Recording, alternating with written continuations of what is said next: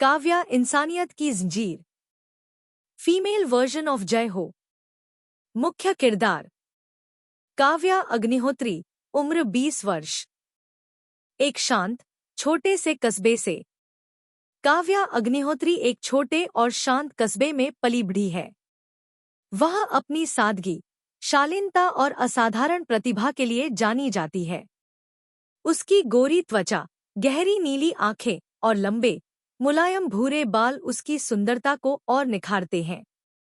लोग उसे अपने कस्बे की सबसे खूबसूरत लड़की कहते हैं, लेकिन काव्या कभी इस पर घमंड नहीं करती।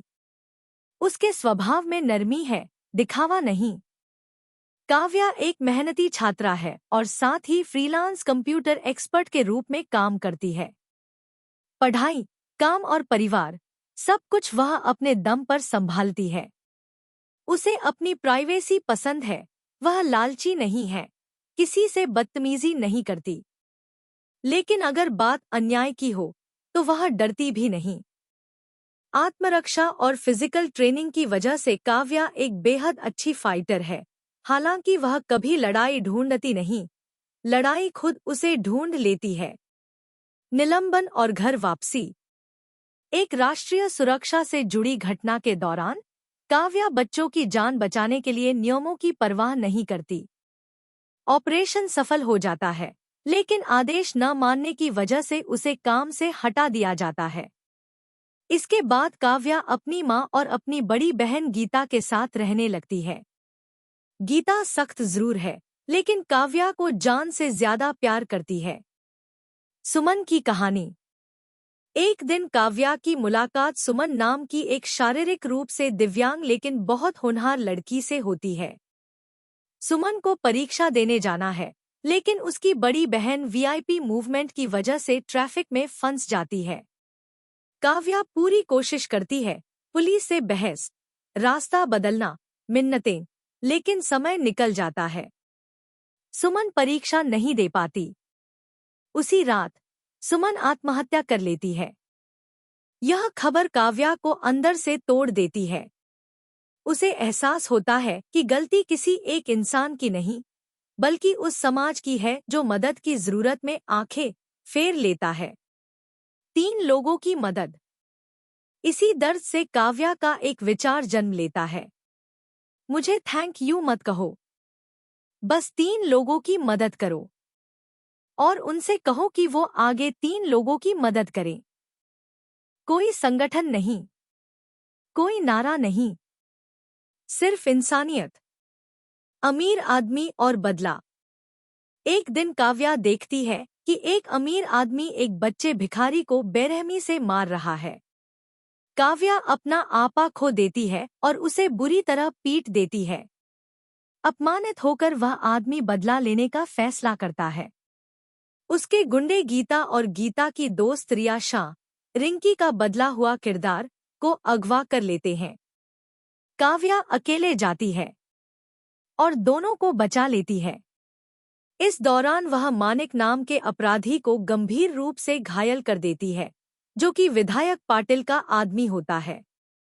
पाटिल गृह मंत्री दशरथ सिंह का दामाद है। राजनीति का खेल। दशरथ सिंह आगबूला हो जाता है। वह पाटिल को आदेश देता है कि काव्या के परिवार को सबक सिखाया जाए। काव्या के भांजे कबीर को अगवा किया जाता है।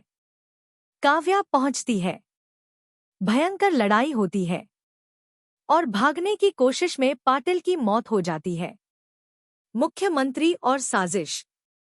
इसी बीच मुख्यमंत्री अशोक प्रधान की जान एक स्कूली बच्ची बचा लेती है, जो 3 लोगों की मदद वाले विचार से प्रेरित होती है। अशोक काव्या से मिलता है और मामला शांत करने की कोशिश करता है, लेकिन दशरथ सिंह मुख्यमंत्री की हत्या की कोशिश करता है। काव्या फिर आगे आती है, अशोक की जान बचाती है और उसे अस्पताल पहुंचाती है। हीरो से अपराधी। दशरथ सिंह, जो खुद एक पत्रकार भी है, झूठी खबर फैलाता है कि काव्या ने मुख्यमंत्री पर हमला किया। काव्या देश की दुश्मन बना दी जाती है। दशरथ का बेटा विजयंत सिंह और भ्रष्ट पुलिस अफसर दिलीप कदम और इमरान सिद्दीकी काव्या को मारने निकलते हैं। ईमानदार अफसर एसआई अभय राजपूत की मदद से काव्या तीनों का सामना करती है। तीनों मारे जाते हैं। खून और बलिदान। पाटिल की पत्नी कविता बदले में काव्या को चाकू मार देती है। कुछ ही पल बाद घायल विजयंत कविता को भी मार देता है।